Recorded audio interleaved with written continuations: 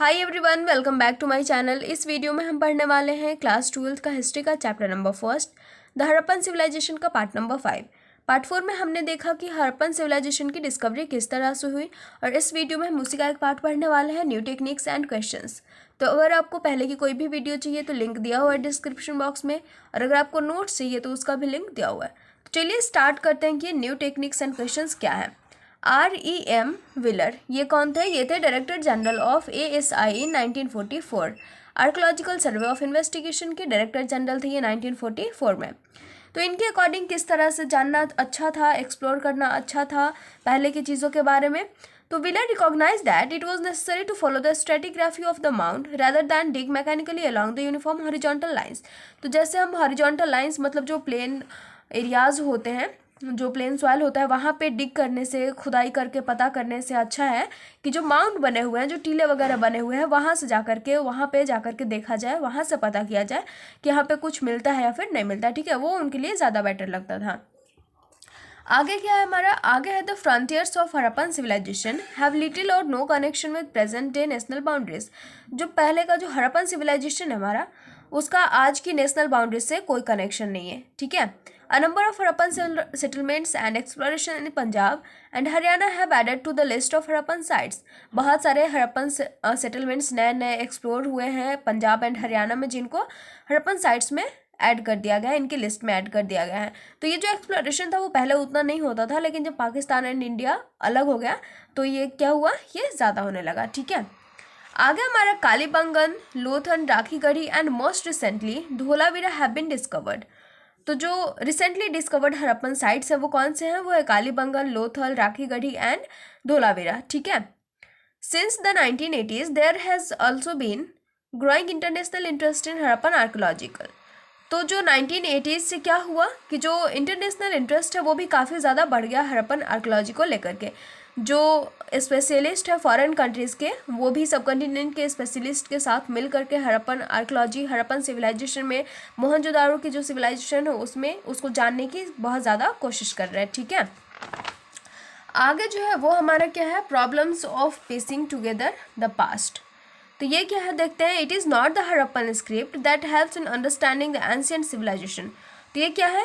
ये कोई ऐसा स्क्रिप्ट, ये मतलब अगर हमें हड़प्पन सिविलाइजेशन को जानना है तो इसके लिए कोई स्क्रिप्ट की ज़रूरत नहीं है, बिकॉज स्क्रिप्ट का हेल्प लेकर के हम इसको नहीं जान सकते हैं। ठीक है, ये उतना ज़्यादा हेल्प नहीं करता है, फिर उतना ज़्यादा क्या, ये बिल्कुल भी हेल्प नहीं करता है।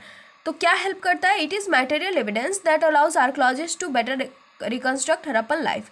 तो क्या है? मटेरियल एविडेंस जो हमें मिलते हैं वो अलाउड करता है, इसके बारे में हम बहुत अच्छा से जान सकते हैं। हड़प्पन लाइफ के बारे में अगर हमें जानना है तो हम किससे जान सकते हैं? मटेरियल एविडेंस से, जो कि एग्जाम्पल में है pottery, tools, ornaments, households objects etcetera, इनका यूज़ करके। ठीक है, it is also important to remember that only broken और useless objects would have been thrown away. तो ये इंपॉर्टेंट बहुत ज़्यादा है। हमने ये तो पढ़ लिया कि हम मटेरियल एविडेंस का यूज़ करेंगे, तो वो मटेरियल एविडेंस हमें क्या क्या मिलेंगे? तो वो हमें वही चीज़ मिल सकती है जो यूजलेस होंगी, बिकॉज क्या होता है कि जो यूजलेस चीज़ें होती हैं, यूजलेस ऑब्जेक्ट्स होते हैं, उन्हें ही फेंका जाता है, जो ब्रोकन होती है उन्हें फेंक दिया जाता था। तो वही चीज़ें आज हमें मिलती हैं। अगर वो चीज़ें नहीं होती, अगर वो भी यूज़फुल होती तो क्या होता? उनका यूज़ कर लिया जाता।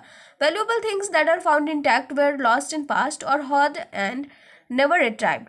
तो अगर हमें कोई वैल्यूएबल थिंग्स जो आर्कोलॉजिस्ट को मिली है, तो वो वैल्यूएबल थिंग्स कौन हो सकती हैं? तो या तो वो पास्ट में खो गई हों, या फिर उन्हें अच्छे से रख दिया गया होगा और फिर दोबारा कभी निकाला नहीं गया होगा, इसलिए वो मिली थी। ठीक है, जो अगला टॉपिक है हमारा वो है क्लासिफाइंग फाइंड्स। जो फाइंड्स होते हैं वो किस चीज़ पे क्लासिफाइड है? तो पहला तो है मटेरियल के बेसिस पे कि मटेरियल क्या है। ठीक है, वो मटेरियल मेटल है या फिर कोई और चीज़ है, मतलब क्या है वो। और दूसरा जो है वो क्या है? ये जो मटेरियल है इसका फंक्शन क्या है? वो फंक्शन के बेस पे है। तो फंक्शन हमें कैसे पता चलेगा? तो फंक्शन हमें ऐसे पता चलेगा कि वो चीज़ जो मिली हमें, वो कहाँ पे मिली? वो ड्रेनेज सिस्टम के पास मिली, या फिर सॉइल के अंदर मिली, या फिर किसी हाउस होल्ड्स में मिली, कहाँ पे मिली? तो उसके अकॉर्डिंग हम पता कर सकते हैं कि उसका क्या फंक्शन होगा। तो ये क्लासिफाइंग फाइंड्स था हमारा। और जो अगला हमारा वो है प्रॉब्लम्स ऑफ इंटरप्रिटेशन। तो ये इसका एक प्रॉब्लम जो है वो बेसिकली क्या है कि जो पहले की चीज़ें होती थी, जो रिलीजियस चीज़ है, वो पहले होती थी या नहीं होती थी, कैसी होती थी, तो वो हम पता कैसे कर सकते हैं? तो जो आर्कोलॉजिस्ट को जो चीज़ें मिली हैं, जिनका मतलब बहुत ही ज़्यादा अलग लगते थे, जिनसे हमें मतलब नहीं समझ में आता था, तो उनको क्या करते हैं? उनको रिलीजियस थिंग से जोड़ देते हैं, ठीक है। तो स्कल्पचर्स इसमें बहुत ज़्यादा मिले हैं, जो मूर्ति वगैरह होती है वो मिले हैं, बहुत सारी जो गॉडेस होती है उनकी मूर्तियाँ मिली हैं, बहुत सारा माला वगैरह पहना हुआ। तो इससे पता चलता है कि पहले जो थे मतलब गॉडेस की पूजा वगैरह भी होती थी, ठीक है। तो ये हमारा पूरा चैप्टर में यही था, और आगे के चैप्टर्स को हम पढ़ने वाले हैं नेक्स्ट वीडियो में। सो अगर आपको अच्छा लगा हो तो चैनल को सब्सक्राइब कीजिएगा और वीडियो को लाइक कर दीजिएगा। So thank you so much.